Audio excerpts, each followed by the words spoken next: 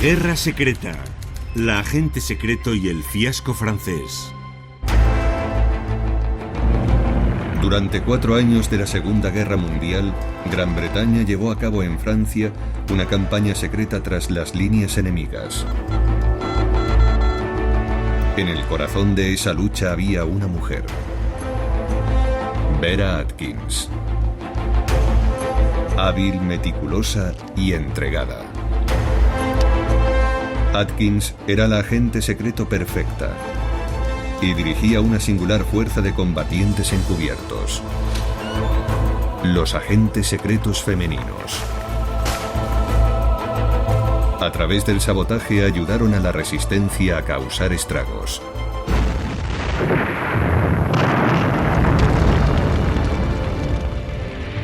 Cuando al final de la guerra muchas de ellas no regresaron, Vera Atkins se embarcó en una misión para encontrarlas y llevó a los nazis que las habían asesinado ante la justicia. Se convirtió en una heroína nacional. Pero también hubo sombras en la vida de Vera Atkins. La meticulosa agente secreto tomó parte en algunos de los peores despropósitos de la Segunda Guerra Mundial. Y hoy indagaremos los motivos. ¿Se debió simplemente a que no era tan inteligente como parecía? ¿O envió a agentes a una muerte segura de forma deliberada para esconder un oscuro secreto personal?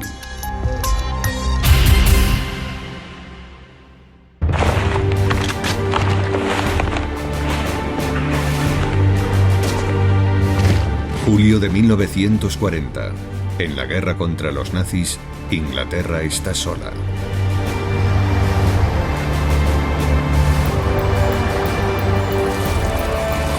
Tras tan solo 6 semanas de lucha, Francia había capitulado. Los alemanes invadieron el país. El primer ministro británico Winston Churchill, decidido a combatir, diseñó un plan para ayudar a Europa a levantarse de nuevo. Y Vera Atkins se iba a convertir en una parte vital de aquel plan. A sus 33 años, Atkins era una secretaria en práctica sin ninguna experiencia militar.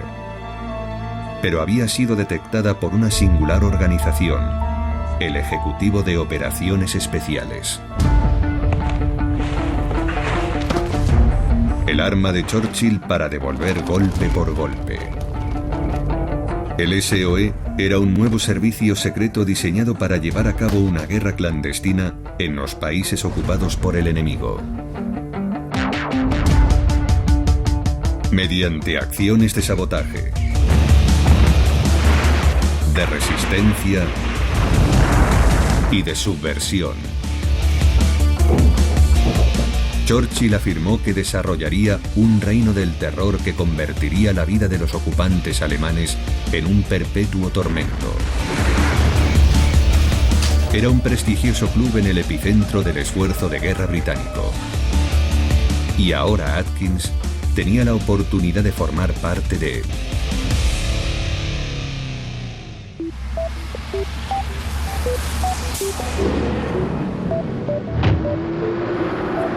En su cuartel general, en la calle Baker de Londres, el SOE se enorgullecía de su riguroso proceso de selección. ¿Por qué me han elegido? Llevamos a cabo una exhaustiva investigación antes de reclutar a nuestra gente. Atkins parecía ser la candidata perfecta. Habla francés, alemán e inglés. Soltera. Ninguna opinión política. Sabe conducir, nadar, esquiar y disparar.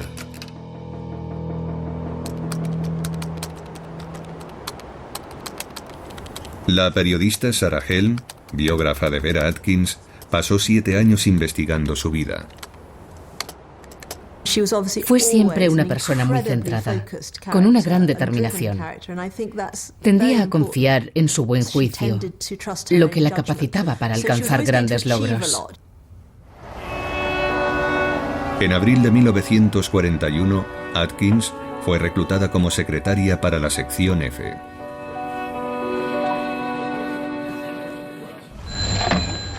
¿Sala de operaciones? Un momento. La gente acaba de llegar. La sección F, el departamento más importante del SOE, estaba encargado de dirigir las operaciones en Francia. A su timón, el exhombre de negocios de 41 años de edad, Maurice Buckmaster. Buckmaster era un miembro típico del SOE. No tenía formación militar, pero era de buena familia. Había sido educado en la cara escuela pública de Eton y había aprendido a hablar francés fluidamente en un viaje en bicicleta por Francia. Era un hombre encantador y afable, pero muchos dudaban de su capacidad para trabajar en inteligencia. Tener encanto no es suficiente para ser un gran comandante, pero eso era prácticamente todo lo que tenía. No era ni de lejos tan brillante como los hombres contra los que combatía en el lado francés. Pero Vera Atkins podía compensar las deficiencias de Buckmaster. Era extremadamente meticulosa, mientras que Buckmaster, su jefe, era un hombre pésimo en cuanto al detalle, algo esencial en su trabajo. Y ahí fue donde entró Vera. Atkins era meticulosa incluso en sus hábitos. Cogía el mismo taxi todos los días y llegaba exactamente a la misma hora. Casi nadie llegaba en un taxi a las oficinas del SOE, pero Vera sí. Ni un solo detalle de las operaciones de la sección F escapaba a su atención. Siempre sabía qué estaba ocurriendo en la oficina. Nunca se le escapaba nada. Era también el paradigma de la discreción. Siempre contaba que tenía un aburrido trabajo en la calle Baker.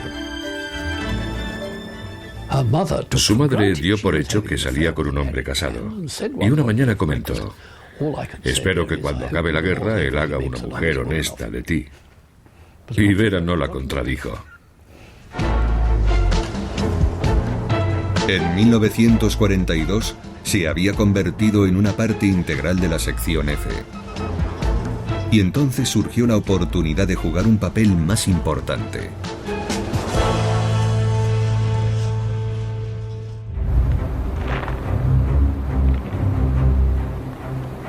En Francia, la ocupación alemana estaba causando estragos en las operaciones de la sección F. Para los agentes era cada vez más difícil viajar por el país. Los hombres jóvenes eran a menudo registrados y detenidos, lo que hacía más probable su captura.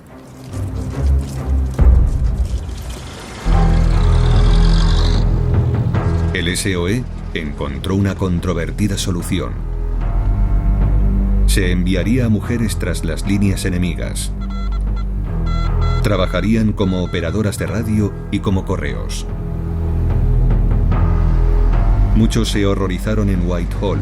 Las mujeres tenían prohibido participar en conflictos armados y no estaban protegidas por las convenciones de guerra. Pero Atkins lo veía de manera diferente. Vera debió pensar que aquello tenía mucho sentido, que era algo lógico, y que las mujeres eran tan capaces como cualquier hombre. Seguro que nunca tuvo ninguna duda al respecto. Atkins se ofreció de inmediato como supervisora de los agentes femeninos y Maurice Buckmaster accedió a su petición.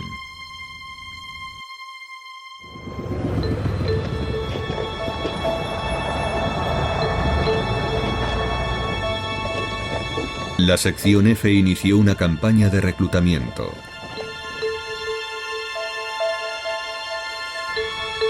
Yvonne Burney, de soltera Bayston, tenía solo 20 años y servía en la Fuerza Aérea Auxiliar Femenina. Yo nunca había oído hablar del SOE. Nadie había oído hablar de él. Un oficial de la Fuerza Aérea se puso en contacto conmigo y me dijo que tenía entendido que yo era bilingüe. Y me preguntó si estaba interesada en hacer otro tipo de trabajo que conllevaba hablar francés. Yo le dije que por supuesto, que me parecía fantástico. Y así fue como empecé. Vera Atkins fue una de las personas que entrevistó a Yvonne. Era una señorita muy intelectual, con un rango muy superior al mío. Y yo no entendía por qué me hacía todas aquellas preguntas. Pero yo, por supuesto, contesté, ya que me había enviado allí la Fuerza Aérea Auxiliar Femenina. Y así fue como nos conocimos. Tras la selección inicial, los candidatos comenzaron su entrenamiento. Aprendieron los secretos de la guerra encubierta, paracaidismo, combate cuerpo a cuerpo, explosivos y tiro al blanco. Me enseñaron las cosas que uno puede tener que hacer cuando va a la guerra. Y lo que nos pedían que hiciéramos, teníamos que hacerlo. Así eran las cosas en tiempos de guerra.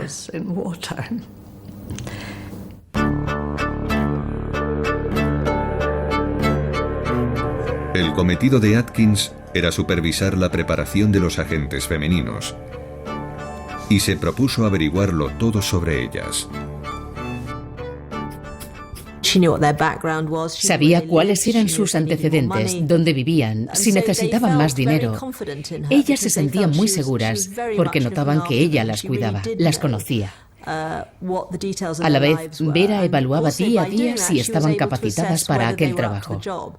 Vamos a hacer un registro. Vaciad los bolsillos. El éxito de un agente dependía de la perfección de su identidad encubierta. Y aunque había muchas personas involucradas en esa tarea, era Atkins quien hacía las comprobaciones finales. Se aseguraba de que no tuvieran cigarrillos ingleses en el bolsillo o una etiqueta que demostrase que habían comprado sus zapatos, por ejemplo, en St. James. También se aseguraba de que su identidad francesa pareciera perfecta. Sus agentes partieron hacia Francia desde campos de aviación del sur de Inglaterra. Y siempre estuvo allí para despedirlas. Su presencia allí en aquel momento era muy tranquilizadora. Era una mujer que inspiraba confianza. Nunca fue descrita como la clásica figura materna, aunque sí había algo maternal en Vera, en el sentido de que cuidaba de ellas. En 1987, Vera Atkins concedió una singular entrevista de audio para el Museo Imperial de la Guerra. Probablemente quien sentía una mayor presión era la persona que iba a despedirlas, porque era consciente de que se encaminaban a una misión muy peligrosa. Tal vez fuera su última visión de aquella preciosa campiña, mientras que tú te quedabas a este lado totalmente a salvo. La tensión era enorme. Yo siempre la sentí muy intensamente.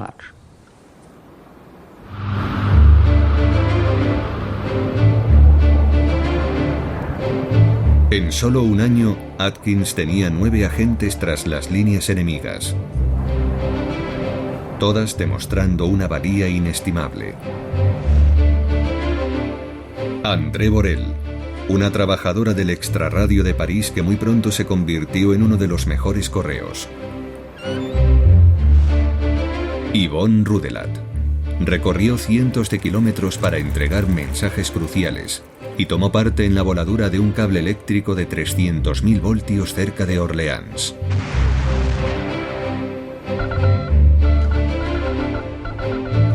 Desde Londres, Atkins seguía todos los pormenores de sus operaciones.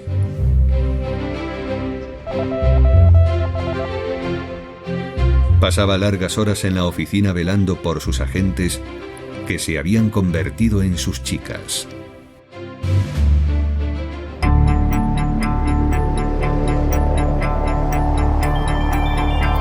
Pero en la primavera de 1943, Atkins se vio envuelta en una desagradable polémica. Ciertos informes sugerían que había problemas en la sección F. El agente Francis Satil era el encargado de una red de resistencia en Francia conocida como Prosper. Prosper era uno de los mayores movimientos que operaban en Francia. Pero Satil sospechaba que los alemanes se habían infiltrado en él. 2 de sus mejores agentes locales habían sido capturados.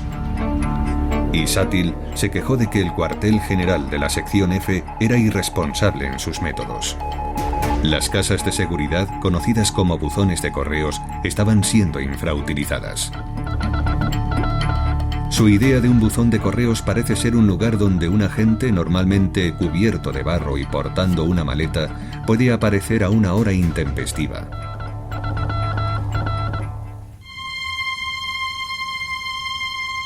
Pero Maurice Buckmaster elevó la ansiedad de Satil hasta el estrés y el agotamiento. Decidió ignorar sus avisos. Nadie esperaba en la primera época aquellos resultados. Toda la operación se dirigió con una extraordinaria arrogancia y con una mezcla de ignorancia y valentía. Una combinación letal. Vera Atkins tuvo conocimiento de la misma información y debió haber comprendido sus implicaciones. Principalmente porque entre los cientos de miembros de la red Prosper se encontraban varias de sus chicas. Como André Borel, Cicely Lefort, Diana Rowden e Yvonne Rudelat. Si, como Satil sugería, había infiltrados, cabía esperar que Atkins hubiera solicitado que las agentes fueran llamadas a Inglaterra.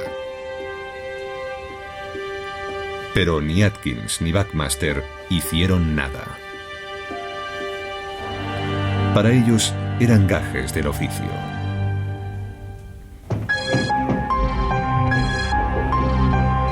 Fue una terrible equivocación. El circuito Prosper había sufrido realmente infiltraciones. Cientos de sus miembros fueron detenidos y encarcelados. 2 meses después de haber enviado su primer aviso, el propio Satil fue arrestado. Y todas las chicas de Vera que trabajaban para la red fueron capturadas por la Gestapo. Y los errores de su sección serían cada vez más graves. El 7 de julio recibieron un mensaje de un operador de radio. Gilbert Norman era el operador de Francis Satil y un agente con gran experiencia. Pero había algo muy extraño en su mensaje.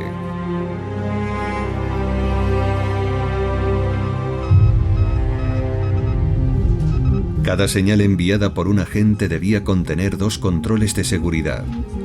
Errores de escritura deliberados, acordados previamente con Londres. Su omisión indicaría que el agente había sido capturado o estaba en peligro.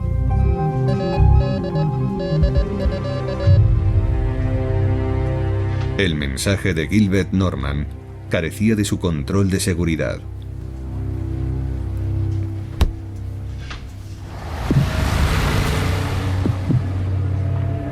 En el cuartel general de la sección F, Buckmaster recibió la señal. Detectó la ausencia del control e, ignorando el procedimiento, envió una seca respuesta. Ha olvidado su verdadero control. Tenga más cuidado la próxima vez.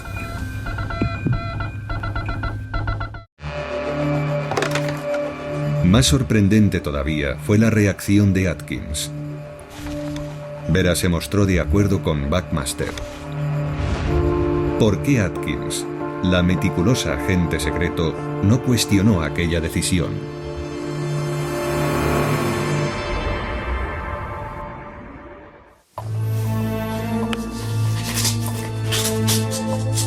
Una posibilidad es que simplemente no viera la señal de Norman. Después de todo, había miles de mensajes llegando a la sección F constantemente. Pero que Atkins lo pasara por alto parece improbable. Ella tuvo que verla. Aunque no hubiese estado allí aquel día, la habría visto días después. Otra posibilidad es que Atkins viera el mensaje, pero no detectase la ausencia del control de seguridad. En alguien tan meticuloso, esa circunstancia parece menos probable todavía. Ella habría sospechado y comprendido las posibles implicaciones. O tal vez, Atkins simplemente se sometió a sus superiores. Después de todo, era una mujer en un mundo masculino. Y tenía un rango muy bajo. Pero Atkins nunca se había sometido a ese tipo de reglas. Uno de sus superiores había anotado en su expediente: es reticente a aceptar instrucciones sin discutirlas primero. Requiere trato especial. ¿Cómo pudo entonces ver a Atkins, conocida por su atención al detalle, no emprender ningún tipo de acción? Tal vez existe otra explicación para su inusitado comportamiento.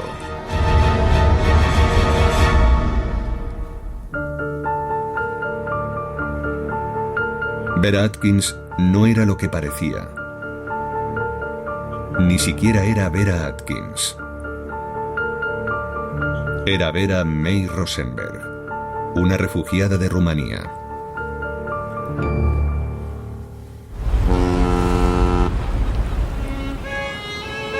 Hija de un judío alemán, Vera había nacido en la ciudad rumana de Galati, donde su padre regentaba un lucrativo negocio de transporte marítimo. Su madre, Hilda Atkins, era una sudafricana británica que educó a Vera, ayudada por niñeras inglesas. Vera vivió una vida de lujo en Bucarest.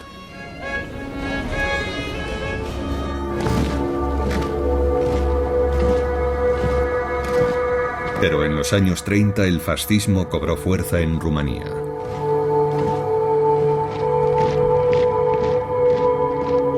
La Guardia de Hierro, movimiento ultranacionalista y antisemita, empezó a tomar el control. En 1937, Vera, con 29 años, huyó con su madre a Inglaterra.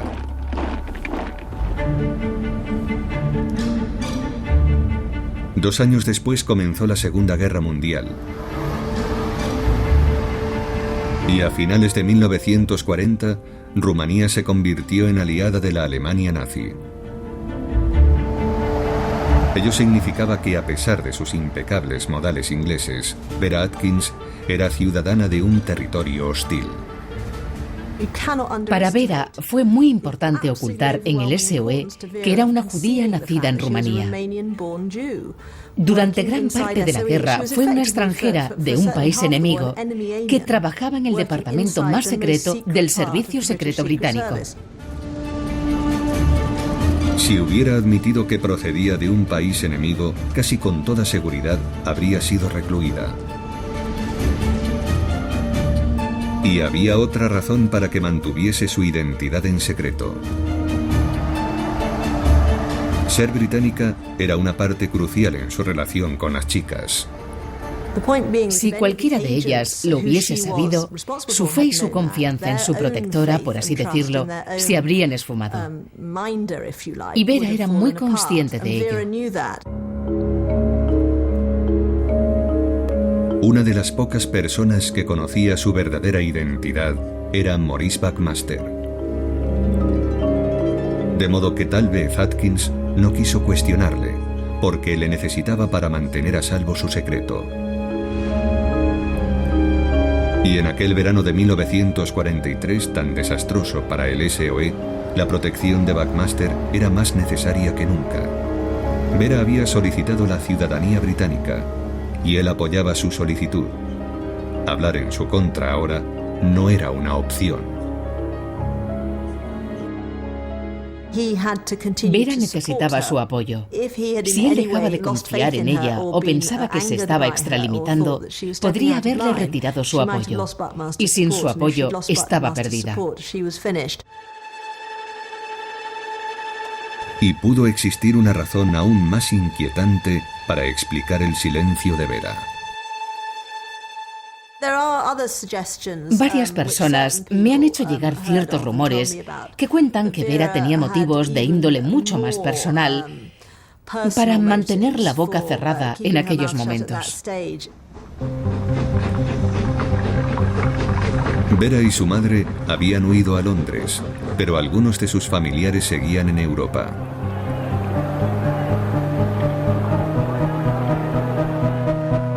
Fritz Rosenberg, un primo judío de Vera, y su esposa Karen estaban atrapados en Hungría. Según los contactos de Sarah Helm con la familia Rosenberg, Atkins decidió intervenir. Pruebas bastante sustanciales, procedentes de distintas fuentes, indican que Vera emprendió al comienzo de la guerra un peligroso viaje a Holanda, cuando se enteró de que su primo Fritz Rosenberg corría el riesgo de ser deportado a un campo de concentración.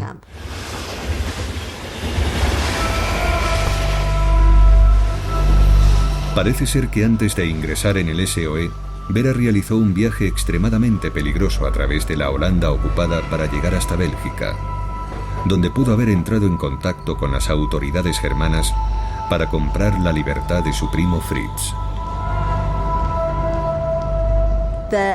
Existen rumores de que una generosa suma de dinero cambió de manos para comprar a aquellos que amenazaban con deportar a su primo, y que Vera habría llevado a cabo el acto heroico de ir en circunstancias bastante peligrosas para entregar el dinero en persona.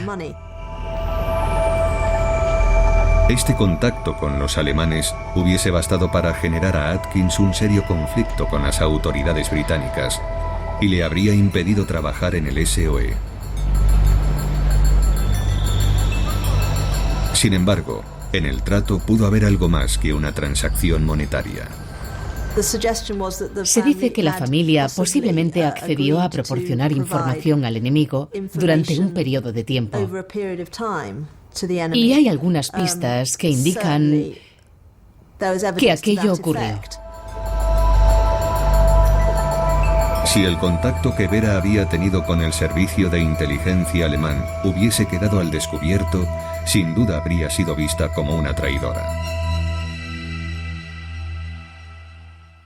La idea de que el SOE pudiera estar empleando a una persona comprometida en un hecho como ese y permitiéndole el acceso a todos sus secretos hubiese sido completamente inadmisible. Si una parte de estas historias fuese cierta, Vera Atkins tendría razones muy sólidas para no cuestionar a Maurice Buckmaster.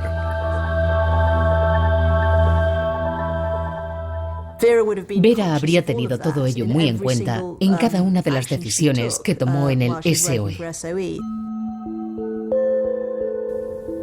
Aunque nadie puede saber a ciencia cierta cuál fue la verdadera razón, Atkins guardó silencio.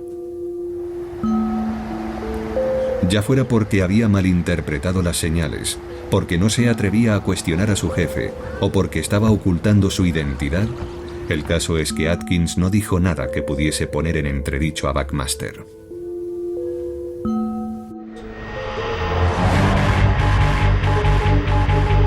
Las consecuencias fueron catastróficas. Como la ausencia de controles de seguridad indicaba, Gilbert Norman ya no operaba su radio. Lo hacían los alemanes. Ahora se dedicaban a lo que ellos llamaban Funkspiel, o el juego de la radio. Fue una de las tácticas de espionaje más devastadoras de la guerra. Agentes alemanes, a través de las radios británicas, solicitaban suministros, armas y agentes que caían directamente en sus manos.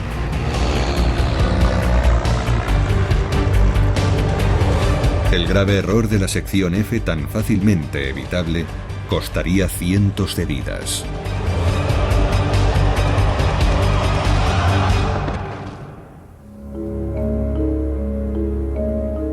La sección F siguió enviando agentes. Ignorando que estaba en comunicación con los alemanes, Atkins, en febrero de 1944, preparó el envío de una nueva y talentosa agente. Madeleine Damerment era una extraordinaria joven que había huido de Francia después de organizar una ruta de escape para prisioneros aliados. Madeleine estaba viviendo en un convento de Hertfordshire cuando se ofreció voluntaria para trabajar en el SOE. Cuando iba a embarcar para ser lanzada sobre el centro de Francia, Vera Atkins estuvo allí para despedirla.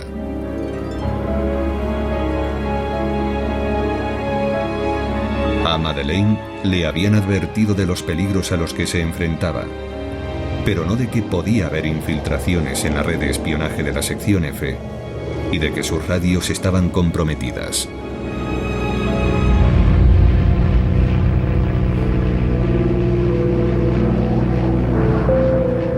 Cuando Madeleine aterrizó en un campo cerca de Chartres, no se volvió a saber de ella.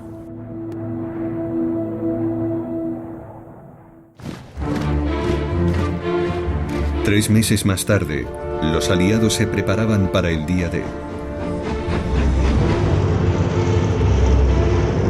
La sección F formaría parte de la operación. Por toda Francia, las redes de la sección F emprendieron una campaña de sabotajes. Cortaron líneas telefónicas y de ferrocarril. Derribaron puentes. Y atacaron a unidades germanas.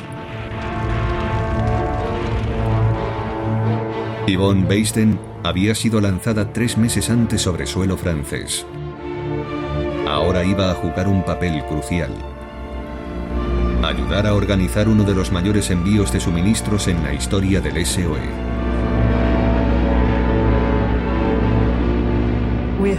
Teníamos que elegir los lugares donde la resistencia pudiera recoger material procedente de Inglaterra, de los Estados Unidos o de otros sitios. Una de nuestras zonas de lanzamiento fue elegida por los americanos para enviar en una operación a plena luz del día materiales y armas a los miembros de la resistencia.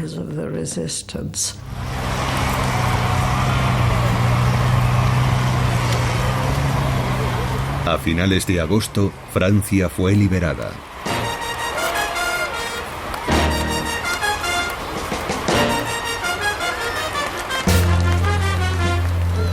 Los aliados entraron triunfalmente en París.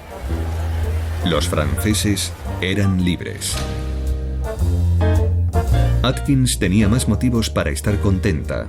Su solicitud para obtener la ciudadanía británica había sido aceptada. Inmediatamente después de la liberación de la ciudad, Atkins viajó a París con su flamante pasaporte británico. Iba a traer a sus agentes a casa.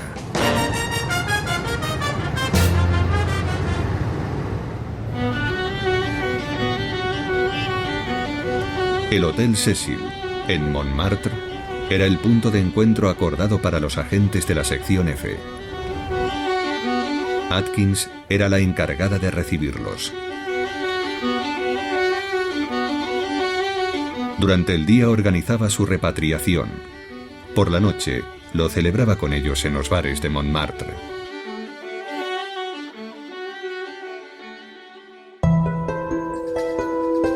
Pero los días pasaban y Atkins esperó y esperó.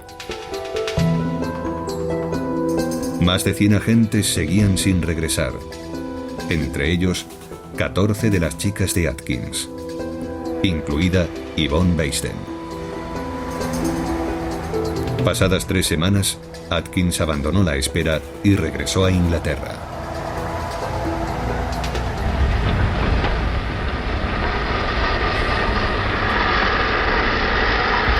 En mayo de 1945, Casi un año después del día D, Yvonne Beisten consiguió finalmente regresar a Londres.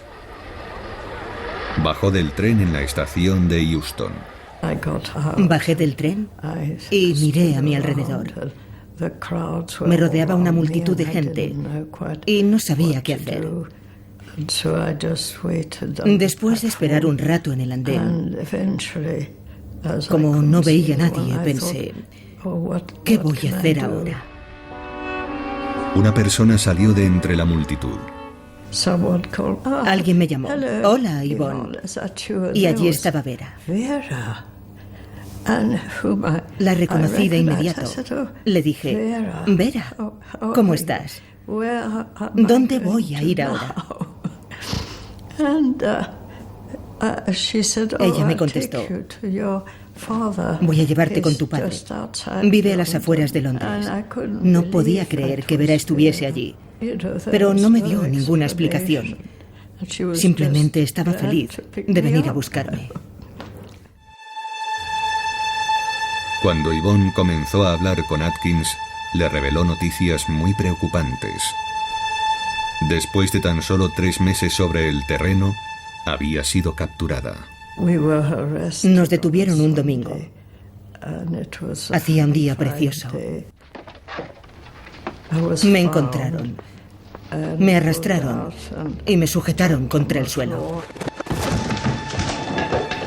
Y había más. Durante la mayor parte del último año vivió internada en el campo de concentración de Ravensbrück. Atkins tuvo que asumir que sus otras agentes podían haber sufrido igual destino. Por aquel entonces, nadie creía que ningún inglés pudiese acabar en un campo de concentración. No era para nosotros, y tampoco para nuestros muchachos o muchachas. La idea de que una mujer pudiese acabar en un campo de concentración simplemente no se contemplaba. Y salieron a la luz otros detalles que no hicieron sino agravar las cosas para Atkins. Las consecuencias de pasar por alto los controles de seguridad se hicieron patentes.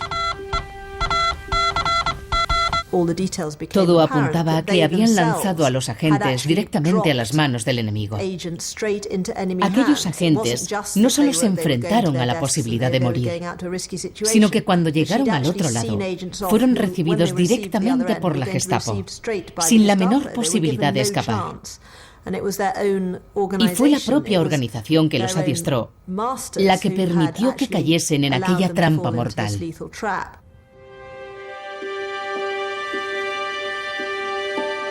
Enfrentada a esta situación, Atkins decidió emprender una misión extraordinaria.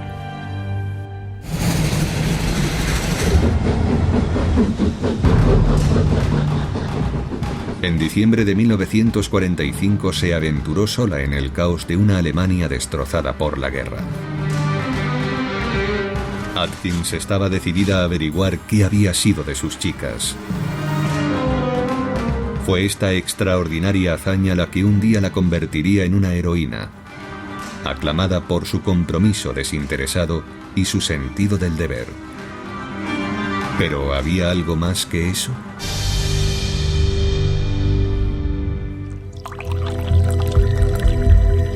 Si Atkins hubiese tapado realmente los errores de Buckmaster y enviado a sabiendas a sus agentes a una posible muerte, cabe la posibilidad de que no solo estuviese buscando a sus chicas, sino también una especie de redención.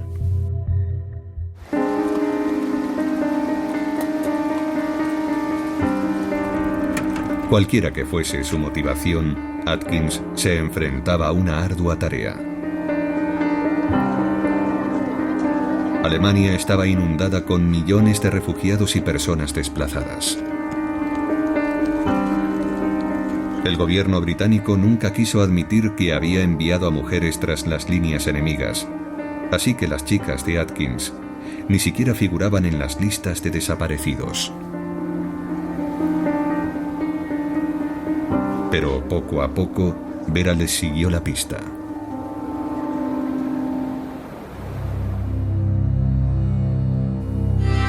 Había visto por última vez a Madeleine Damerment en un campo de aviación de West Sussex. Era una de las decenas de agentes lanzadas sobre Francia en 1943 tras el desastre de la red Prosper. Ahora Atkins descubrió lo que había sucedido. La radio que había convocado a Madeleine había caído en manos alemanas. Cuando aterrizó en Francia, la Gestapo estaba allí para recibirla.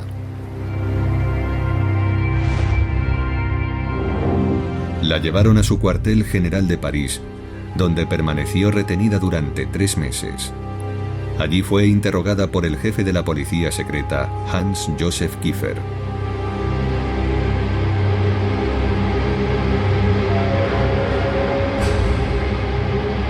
Atkins rastreó los movimientos de Madeleine. Primero hasta una cárcel de mujeres en la ciudad de Karlsruhe. Y luego a Dachau.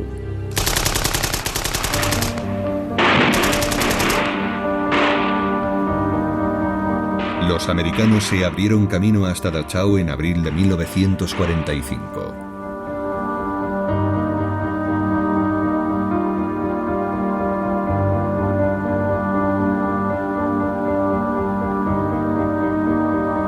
Lo que encontraron allí horrorizaría al mundo. Los americanos liberaron a 33.000 supervivientes, pero ya era demasiado tarde para Madeleine.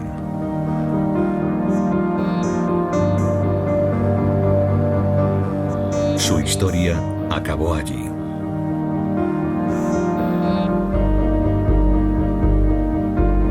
El 13 de septiembre de 1944, al amanecer, llevaron a Madeleine hasta el patio del campo.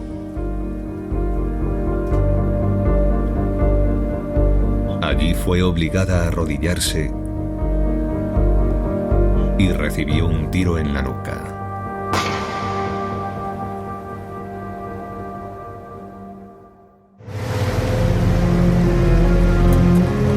Para ver a Atkins fue el comienzo de una pesadilla. Había viajado hasta Alemania con la esperanza de encontrar con vida a alguna de sus chicas, pero lo más probable era que estuviesen todas muertas. Atkins siguió buscando a sus otras agentes, algunas de las cuales habían trabajado para la red Prosper. La infiltración en la red de espionaje les había dado muy pocas oportunidades. Una a una fueron localizadas y capturadas. También ellas fueron interrogadas en el cuartel general de la Gestapo, antes de enviarlas a prisión. Pero nada podía preparar a Vera para lo que descubrió entonces.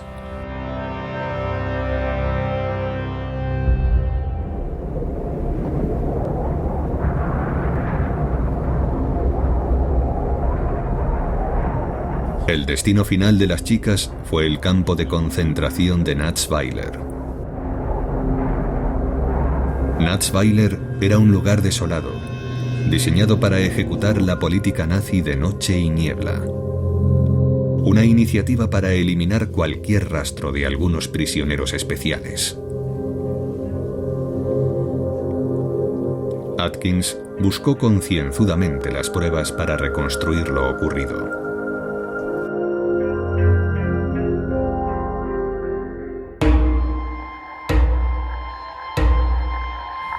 El 6 de julio de 1944, 3 de las chicas de Atkins, André Borel, Vera Lee y Diana Rowden, recibieron una inyección que, según les dijeron, era una vacuna contra el tifus. Pero la jeringuilla contenía ácido carbólico, una toxina diseñada para matarlas.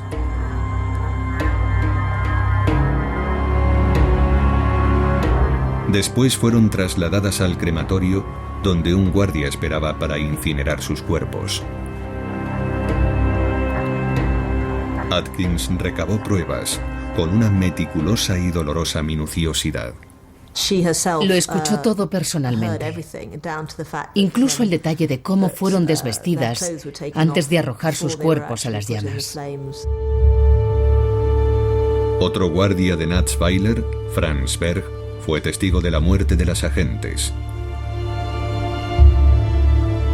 y reveló que al menos en uno de los casos la inyección no surtió el efecto deseado. Una de las personas que trabajaba aquel día en el crematorio declaró que la muchacha había arañado en la cara a uno de los guardianes alemanes y que había gritado mientras la introducían en las llamas. Y Vera tuvo que oír todo aquello. Eso significaba que a una de las mujeres, o tal vez a todas, las habían quemado vivas.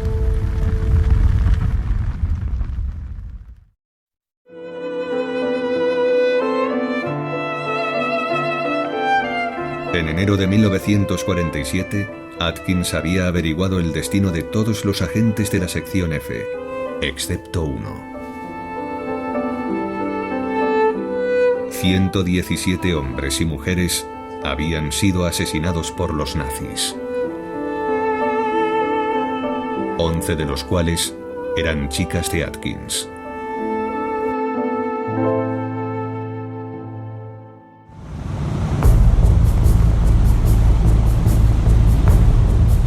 Cuando los aliados comenzaron a llevar a los nazis ante la justicia, Atkins participó en 2 juicios como testigo principal.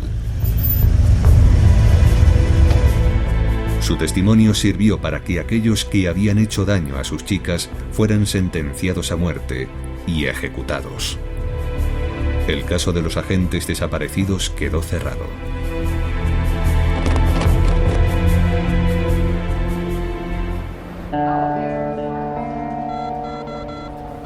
El SOE fue desmantelado en enero de 1946. Los archivos de la sección F fueron precintados. Maurice Buckmaster volvió a su antiguo empleo como director de relaciones públicas de la compañía Ford. Vera Atkins regresó también a la vida civil como miembro respetado de la sociedad británica.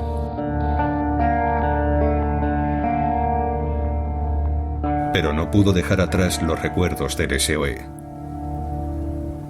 En los años posteriores a la guerra defendió vigorosamente su trabajo.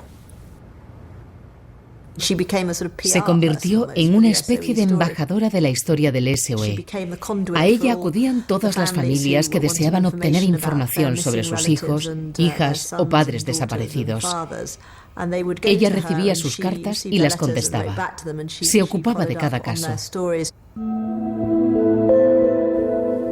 Vera Atkins jamás reconoció que algo hubiese fallado en la sección F y continuó siendo una persona muy reservada. Sabía que tendría que vivir con ello el resto de su vida, y la única forma de conseguirlo era mediante un extraordinario esfuerzo de autocontrol mental. Nadie sabe con certeza por qué Vera Atkins guardó silencio durante el verano de 1943 tras la destrucción de la red Prosper. Tal vez no percibió el peligro. O tal vez tenía efectivamente algo que ocultar. O tal vez no pudo hacer absolutamente nada.